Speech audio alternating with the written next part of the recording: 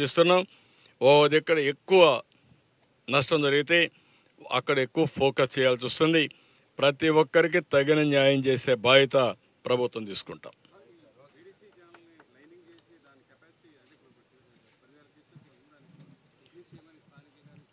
తప్పకుండా ఇది శాశ్వత పరిష్కార మార్గం చూపించాలి. ఈ కెనాల్ అంతా కూడా లైనింగ్ చేసి నీళ్లు ప్రాపర్గా పోయేట్టుగా, బుడమేరు డ్రైన్ కూడా కొల్లేరుకి వెళ్తుంది, దాన్ని కూడా పూర్తిగా ప్రక్షాళన చేయాల్సిన అవసరం ఉంది. బుడమేరు ఆపరేషన్ కూడా స్టార్ట్ అవుతుంది.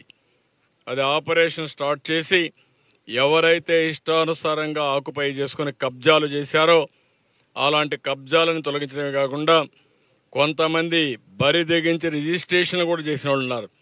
అలాంటివి కూడా అన్నీ అనలైజ్ చేస్తాం. ఎక్కడైనా సరే తప్పు జరిగినట్టు సాక్ష్యాలు దొరికితే వాళ్ళని ఏ విధంగా ట్రీట్ చేయాలో చేస్తాం.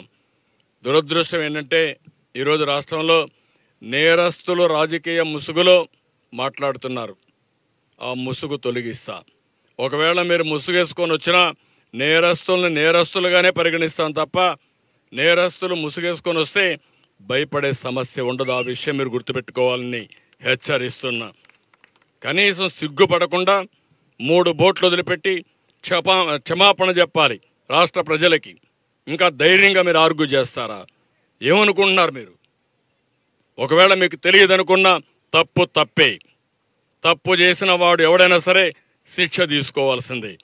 అట్లా కాకుండా ఎదురుదాడి చేస్తే భయపడతారనుకుంటే మాత్రం ఆ ఆటలు సాగని. ఆ విషయం కూడా గట్టిగా హెచ్చరిస్తున్నా.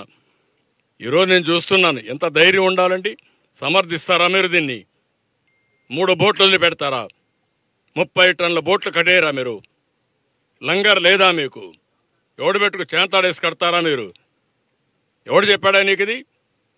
మీరు మనుషులా? మీరు కృష్ణా నదిది, కిందన ప్రకాశం బ్యారేజ్ ఉంది, పైన 30 టన్నుల బోట్ని మొన్నటి వరకు ఇసుక దోపిడీ చేయడానికి వాడిన బోట్ని వదిలిపెడతారా? రంగులేసుకొని వస్తారా మీరు?